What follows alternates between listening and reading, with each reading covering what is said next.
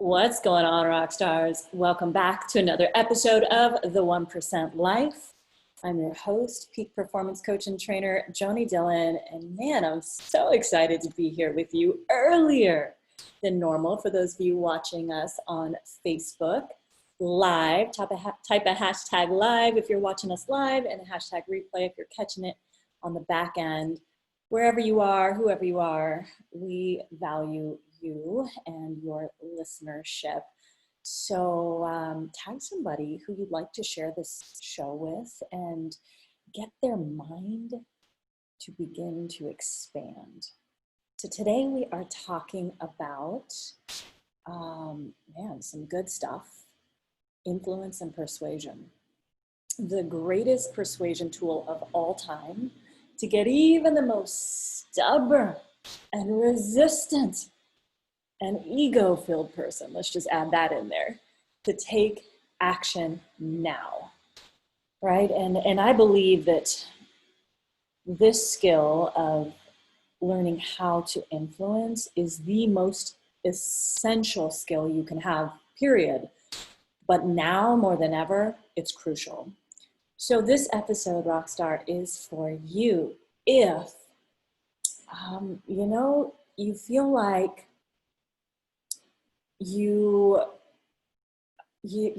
have troubles, like when somebody says no to you, and it's like you don't know how to push past that no, right? You feel perhaps like, man, I hear the no, and I know that they should buy this, or I know that they should take this action specifically, but you don't know how to push past it. Well, if that's the case, then I'm going to share with you something today that's going to shift all of that for you when you begin to apply it in your life. And that's the reality of what influence has the ability to do. So maybe you know that your ability to get someone to say yes to themselves, it matters, whether you're selling a product, a service, or you're even in a leadership role, for example, where it matters for people to hear your opinions, your message, your vision. And if you feel like you struggle in communicating that and getting someone else to take action, perhaps your team or just other people you work with, or even people in your life, then today's episode is for you. You might even be someone who just wants to learn how to create a greater level of influence. You've heard about this thing called influence, right? Influence and persuasion, real buzzwords right now. Maybe it's just your spouse. I shouldn't even say just, like having influence with your significant other, your spouse, is so important, right? And if we don't have influence, guess what happens? We butt heads. And you may even feel it with your children. You may feel it with other members of your family. Who do you feel like you butt heads with? Share it. Right? Who do you feel like you could have greater influence with? And you want to learn how to increase your level of influence so that people in your life can buy into your ideas and your vision and what you want them to do and you're telling them to do, and actually do the thing, right? To do them. Well, this episode is for you. And Rockstar, if I can ask you in advance of today's show, before we get into it, if you could just do me a favor so we can continue to grow, to get to more people around the world. There's about 8 billion or so people on this planet. And for us to reach even a fraction of them, it's important that you share this message out. So just tag somebody right now, share this out with your communities, your groups. If you've gotten value from the 1% Life show in the past, and you know that you're probably going to get value again, then do me a favor, please, and share this out, because we can't grow without you. So thank you in advance for that. If you're listening to us on Facebook, on one of our podcasting platforms, and you get value, then again, I'll ask you to just leave us a 5-star rating and a review, because that's how you can help us out there. So Rockstar, let's get into this. So here's I'm going to read you something that I want you to, or share something with you that I learned. This is, when I just heard it in these words, it hit me in a different way. And we've heard this before in so many different ways, but listen to what I'm about to say to you. I really want you to take this in right now, okay? And tell me what you think of it, by the way. All right, so here it is. Dean Graciosi said this. People will learn from you, listen to you, love you, buy from you, and hire you when they feel understood, not when they understand you. So good, I have to read it again. People will learn from you, listen to you, love you, buy from you, and hire you when they feel understood, not when they understand you. Oh my goodness, do you just love that? I really love that, because how often are we pushing our own agenda, right? How often are we saying, man, I've got the thing that everybody should buy. I know that I do. And I'm like, everybody needs to be in the Create Your 1% Life Challenge. I believe it with everything in my heart. I know it changes lives. I know it will. We've seen it. I know it. But if I'm not meeting you where you're at, understanding the pain in your heart or in your mind, the frustration if you have it, the uncertainty and what comes up around that, the fear of not knowing how you're going to make it through this upcoming new economy that we're entering into. If that's you, or if, for example, you're like, how certain is my job right now? Is it certain? Is it not? Right? People's worlds have been rocked in the last few months. They're questioning if they have a job tomorrow. When are the next cuts going to happen? What happens, they just cut off our top line executives or B-level or C-level, whatever it is, right? What happens next? How do I know I'm safe? If we're not having these conversations in our minds prior to meeting, maybe they sound a little bit different for you depending on what you do. Before we attempt to speak our own agenda, we don't know what keeps our prospects, people who we want to gain influence over, and I hate the word prospects, like it really just makes me, I don't like it. Maybe you feel the same, but our potential buyers, people who we want to do business with, people who we know we can serve, if we're not thinking about what keeps them up at night, I want you to hear that from me right now. If you're not thinking about what keeps your potential buyer or the person you want to have influence over, maybe you're into negotiating deals, or there's something, they're not buying anything from you, but you're brokering a deal, or you're helping somebody come to see a different perspective, or you need to have influence over a team. If you're not understanding what keeps that individual or those individuals who you are trying to influence and persuade, what keeps them up at night? If that is not the biggest thing in your mind, you're missing the boat. And what happens is then you just push your own agenda. How many know what I'm talking about? Drop a yes in the comments below. And this is real, and it happens every single day in pretty much most sales conversations, because let's just be honest, and this isn't about, like when I say sales, I want you to know, I don't care if you're selling a product or a service or your vision. It's all sales. If you simply want somebody to go take the dang garbage out, there is a vision that you have in that moment. There is an agenda, right? Let's just call it an agenda. It's not that big of a vision, right? Take the garbage out. But there's an agenda. You are selling that person on doing the thing, or you're not. That's it. Everything is sales. So we have to stop thinking that sales is a bad thing. It's about influence and gaining influence over people in our life or those who we come in contact with to make this world a better place. See, when you pitch your agenda first, what happens is you're not foreseeing the world through their eyes. You're not foreseeing how they see the problem through their lens. You're not meeting them where they're at. How many get what I mean when I say meet them where they're at? Meet them where they're at. You have to get to where they're at. Like literally imagine this. And my partner, God, just adore him, but he does this so well. And I need to learn, because I actually resist this a lot in our relationship. And he will often, we call this perceptual positions. He will go in, like if we're in conflict, he will go in and maybe not right in that moment, okay? But sometimes he does.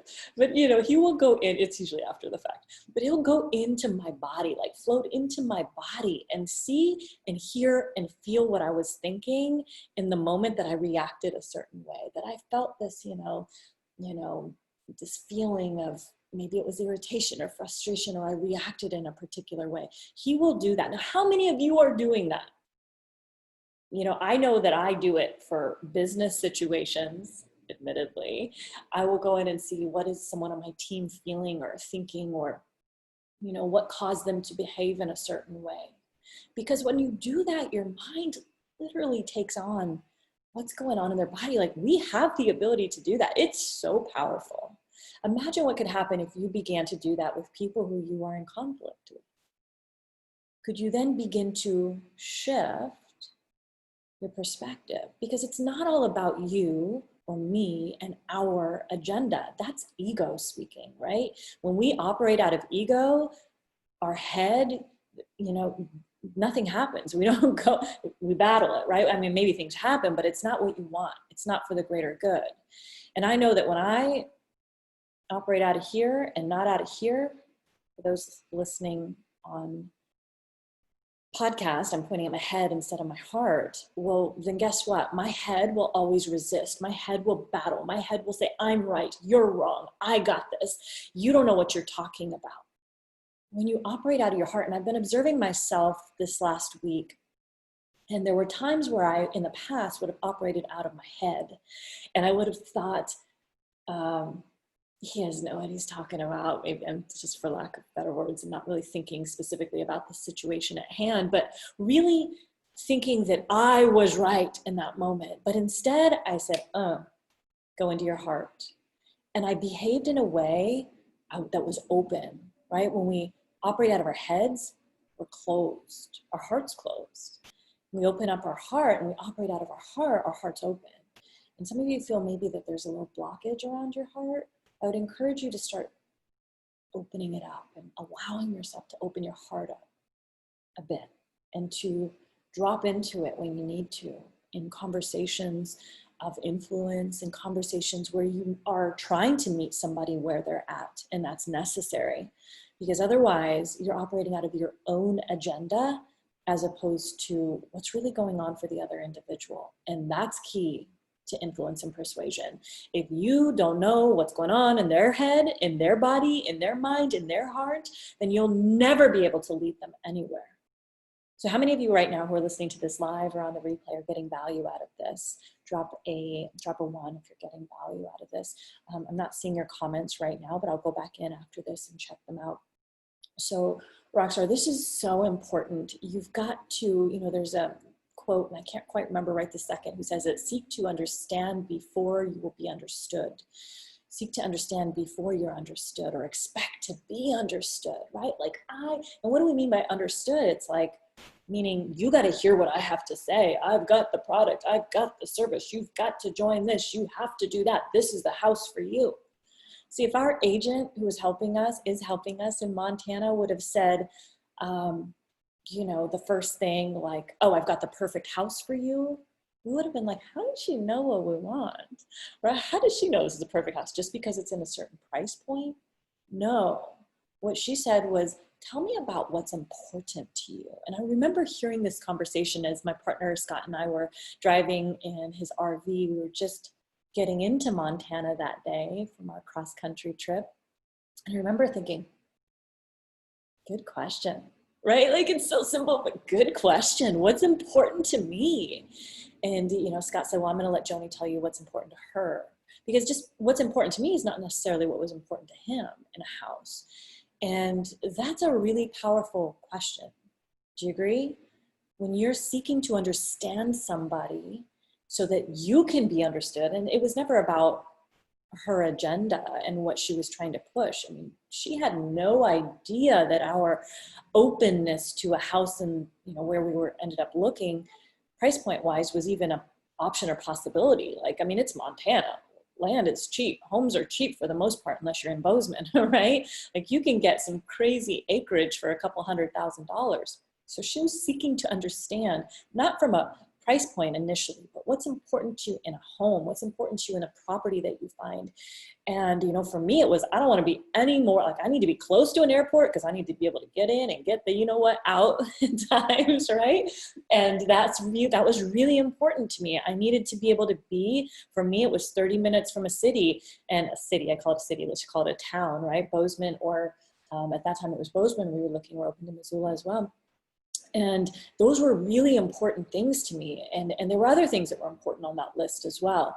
And then it was like, okay, so based on what's available, let me share with you, I don't think this one is going to work because you told me this, that, and the other, right?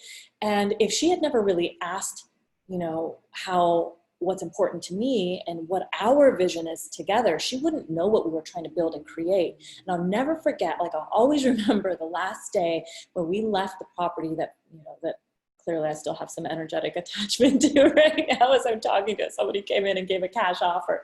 I was like, holy cow, I love that that's happening right now, but why does it have to be in the property that we want? And I never forget how she said, listen, before you go out and build the casitas and the cabins on this property and build whatever it was that you want to build for this retreat center, because we wanted a lot of land, before you do that, know that you can actually operate your business out of this home as it is. And she started painting this vision of, you know, what if you were to get like yurts and put them on the property? And we were like, holy cow, I don't know if you know what a yurt is, but they're pretty cool. And you could have a bunch of yurts because there's so much land. It's gorgeous. There's mountains all behind. There's a river. It's a creek, but it looked like a river running through it. There's horses, there's cows, there's all this stuff. It's just, oh my God, makes my heart full, right? Just like you could literally, or put up a big tent here in the front yard. There was so much space. And, you know, if you needed to have a lot of people in a space, you're like, wow, we so could do this, right? And so she would have never been able to help paint her vision of why this was the house for us if she didn't ask us all those questions about what was important to us. We could have just talked about the house, but instead we dug deeper and revealed a bigger vision over the next couple of years. So it's really important. So let's talk about how. Again, I know I've kind of gone there a little bit, but how do we seek to understand before we're understood? How do we you know, operate out of this principle of people will learn from you, listen to you, love you, buy from you, and hire you when they feel understood, not when they understand you? How do we begin to put that into real practice? And the first thing I recommend is this: get curious to understand how someone thinks and why they think the way they think. Get curious about it, right? Like, have a genuine curiosity. And I believe if you're in sales of any type, you need to be a really curious person to be good at what you do. If you're not curious about people in general, about why they behave the way they behave, why they think the way they think, you'll never be able to meet them where they're at to be able to move them to a different place, right? We have to move people. And so this is some really powerful stuff, and I hope you're getting value from it. But get curious to understand how people think and why they think the way they think, okay? And what led them to the belief that they're sharing with you, right? If someone in your life is like, I don't believe that, what led them to that belief? Instead of you saying, well, you should believe this, or you should think this, how is that getting you anywhere? You're not going to get anywhere, right?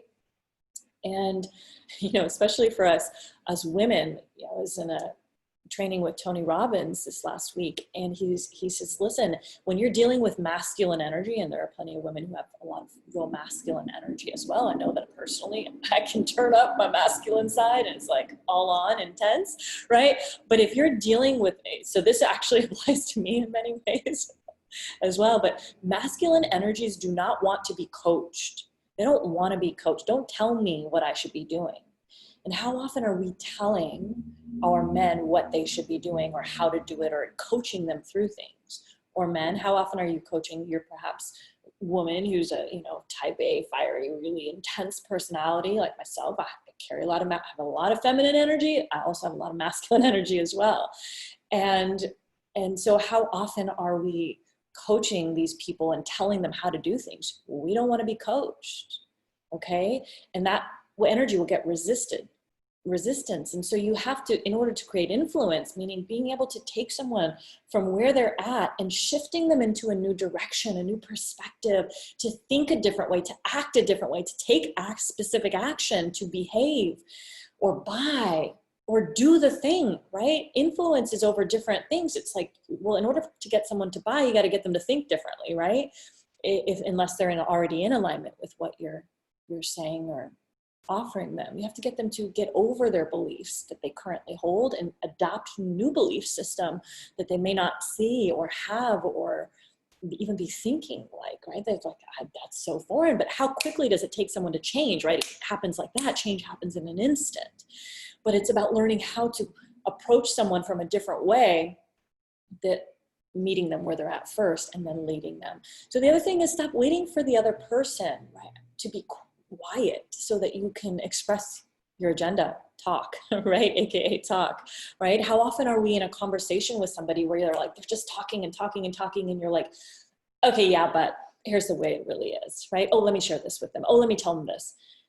Stop doing that. People feel that energetically. You have to stop doing that. Stop waiting to talk. Simply allow the person to speak. And, listen, let's be honest. If you're in a specific sales situation where you have a certain amount of time to get through something, which I know a lot of my clients have that, at some point, you got to let people talk. You have to let them communicate. You have to let them get off what's on their chest. You have to hear them first. When they're going to talk for an hour, hour and a half, at some point you got to cut them off, right? And you got to know that when's the right time to do that. That comes from an intuition, a feeling, and a knowing of, all right, I got what I need. Time to move them on, to move them along. They feel heard now. We're in rapport. I can now move them along, right? So stop waiting for the other person to be quiet so you can talk, and get your ego out of the way. It's not about you, right? It's not about you being right. And one of the most profound things I heard this past week with Tony was that he and his wife, Sage, they don't blame each other when something goes wrong. They accept individual responsibility. They accept the blame. Honey, I'm so sorry it was me. Honey, I'm so sorry it was me. Right? How powerful is that? Instead of saying, you did this to me, you said this, and I felt this, and all of that, this is where relationships go really south and wrong. When we can accept that I reacted in a way from something that happened to me in my past, when you get that caused me to react a certain way. Oh my God, I attached you to a moment that I was, associating with, an ex-partner or something that my dad or my mom used to say to me that triggered me. And in that moment I reacted, right? This is a whole conversation that we're not going to get into right now. My point is that, when we can, seek to understand someone else's perspective and not pushing our own, get our ego out of the way and own it. If it's an interpersonal conversation or relationship scenario, own the thing. Blame yourself instead of looking to blame. I promise you're going to have a much greater level of influence over the person that you're, just try it. Even if you don't believe it yet, just say, okay, you're right. It was totally out of line of me to do that. I am so sorry. It was my fault. Watch how they react. My apologies. I promise next time I'm going to behave differently. Watch how they react. I'm like, what the heck's wrong with her or him? Who are you? Because it's not been your behavior in the past. It's not been your pattern. You can change and reprogram that. So Rockstar, if you're liking this content, first of all, about influence, then, I encourage you to join us in the Create Your 1% Life Challenge, because now more than ever, our voice needs to be heard. You being able to lead somebody from where they're at, stuck in a certain vision, in a certain belief system, in a, not willing to move, depending on what you do. If you are somebody who needs to lead people, you have to learn how to lead and how to get yourself out of the equation so that you will be heard, right? So you will understand so that you can be understood, and then you can lead. One of the things that we're going to talk about in this challenge is influence, and how the power of influence and how to gain influence through, I'm not going to give it all away, but through a lot. And so if you like the training today and you want to learn how to up-level your life, I believe it comes down to 3 very specific things. And this is what all of my courses, my teachings, the foundational principles of what I do and what I teach and why I get the results that I get with clients over the past 5 years that I've been specifically helping people go from the verge of termination to the top 1%, or to double and triple their outcomes, their income, their revenue, their relationships. You don't double and triple your relationships, hopefully, but right? And the sirens agree. There's urgency to this right now. And the reality is because I teach these 3 fundamental pillars that lead to success in anything that you do. And the first pillar is the habits that you keep. Your life is a product of the habits that you currently have, the habits that you keep, good or bad habits, whatever they are. You have what you have right now because of those specific habits. How many agree? The second thing is the influence that you have over others. If you want the 1% life of your dreams, right? What's your 1% life is different than my 1% life. If you want that and you're on a journey to achieve that, then you have to learn how to master influence. I have to be able to teach my team how to do the thing. I have to be able to coach my real estate agent in finding the right property for us. I have to be able to help my partner to see my perspective and how we can get on the same page whenever we fall off, right? That is called influence. It's so important. I have to be able to negotiate deals. I have to be able to partner with affiliate relationships to be able to get my vision out to more people in the world. And I have to sell them on why me and why now and why this is the right thing. This is influence. And influence is necessary more now than ever. And then the last piece is the subconscious. And everything that you consciously desire, your goals, your dreams, your outcomes that you desire for yourself, they're just one simple belief system away. I need you to get that. But it's not a matter of just telling yourself the new belief, right? It's important to figure out what's the thing that's holding you back. But that new belief system comes with a new set of actions, a new behavior that you're not doing right now because you currently believe something else. And if you agree with me, let me know. Because this is powerful. And when we can get aware, become aware of the beliefs in our mind, the beliefs in your mind that are holding you back from creating the life of your dreams, when you become aware of those beliefs, maybe it's more than one, right? But that one has the ability to make all the others fall out because it's like the umbrella belief. Maybe you don't believe you're good enough, so you're hiding from the world. How many of you is that you? Maybe you believe that if you get out there and you share your story, you share your vision, that you'll be judged in some way. And there's a fear, underlying fear. You may not be aware of it, but that you won't be loved. You won't be, you'll be judged in the world. And that's scary for you. And when you can release that belief, you're not born to have that forever. You aren't meant to carry that with you for the rest of your life. When you can know and understand that belief, holy cow, it exists. And how many things did I get right up to the edge of that I wanted to do consciously? My conscious mind said, get in, do the thing. Share it, write it, do it. But that belief held me back and I never did the thing. If that's been impacting you in one place in your life, I promise you it's impacting you in more. And it's not just been one time, it's been many times over the course of when that belief first got there. Could have been from childhood, could have been passed on from your parents and even beyond. Or it's a newer belief that you took on, right? I realized recently that I have certain beliefs creeping up, that I'm like, holy cow, I need to nip those in the bud because of all this stuff going on. I became aware of it the other day and I know how to release it. I know how to shift through it. I know how to change it. It's so important to master what's going on in our minds, to be able to control our mind rather than let our minds control us. How many of you agree? And when you begin to understand that your subconscious mind, that part of your mind that's the goal getter, conscious mind's the goal setter, subconscious mind's the goal getter. When you understand that part of your mind is the only thing that you need to work with to get all both of those minds aligned, congruent and going in the same direction, then, my friends, everything begins to change. And I want to help you do that.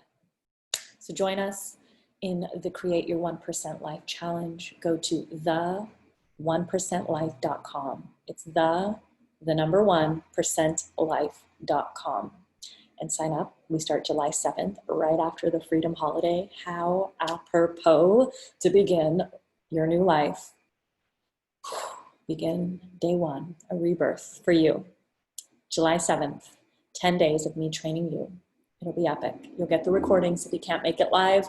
An incredible group, a tribe who will uplift you every day. It's just going to be absolutely incredible. Join us if you're ready to break through whatever's holding you back, and if you're ready to be able to navigate this new economy that we're stepping into. Oh my goodness.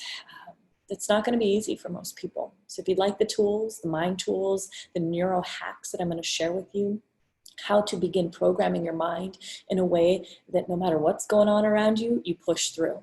No matter what you don't feel like doing, you do it anyway, even when it feels scary, and then it feels less scary. If you want to learn how to do all of that, and you're destined to be what I call an ultra performer, the best of the best in what you do, whatever it is that you do, then join us. Go to the1percentlife.com. It's the number 1percentlife.com. Rockstar, hope you got value from today's episode. And man, I am so excited to serve you in just a few days for 10 solid days. And hopefully you're going to be there with us. All right, rock stars, get out there. Be absolutely unstoppable. Peace.